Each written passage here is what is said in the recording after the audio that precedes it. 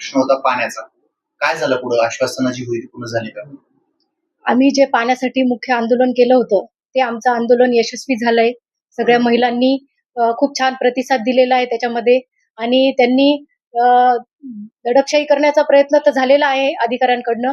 जे अधिकाऱ्यांना आम्ही निवेदनं दिलेले होते ते अधिकारी आमच्यापर्यंत पोहोचलेले नाहीये.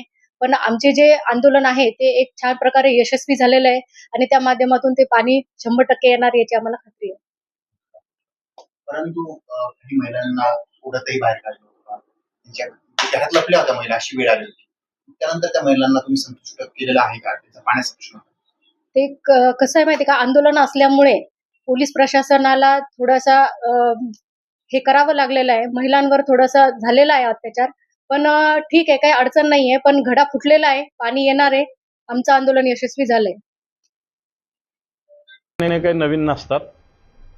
जनतेच्या प्रश्नासाठी जिल्हा परिषद सदस्यांनी किंवा पंचायत समिती सदस्यांनी आंदोलन केलं असेल तर ते काही चुकीचं नाही. त्यांच्या मागण्या योग्य आहे. मागण्या पूर्ण करायच्या नाही, आंदोलन करू द्यायचं नाही, तर मला असं वाटतं असं होणार नाही. एक काय कित्येक शेकडो गुन्हे शिवसैनिकावर दाखल झाले तर शिवसेना मागे हटणार नाही. त्या विषयात शिवसेना आणखी तीव्रतेनं आंदोलन करेल. परंतु जे आंदोलक आहेत त्याचं असं मत आहे की पालकमंत्र्यांच्या दबावाखाली आमचं आंदोलन यशस्वी होऊ दिलं नाही आणि दुसरीकडे आमचा पाण्याचा प्रश्न सोडवला जात नाही.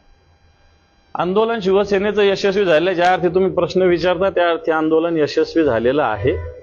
हे आंदोलन आणखी तीव्र करू. पालकमंत्री हे असंवेदनशील आहे पूर्णपणे पाण्याच्या प्रश्नावर. म्हणजे ते नुसते घोषणा करतात गुढीपाडव्याला पाणी येणार म्हणे. कसं येणार? इकडे आयुक्त सांगतो येऊ शकत नाही आणि इकडे पालकमंत्री सांगतात की गुढीपाडव्याला पाणी येणार.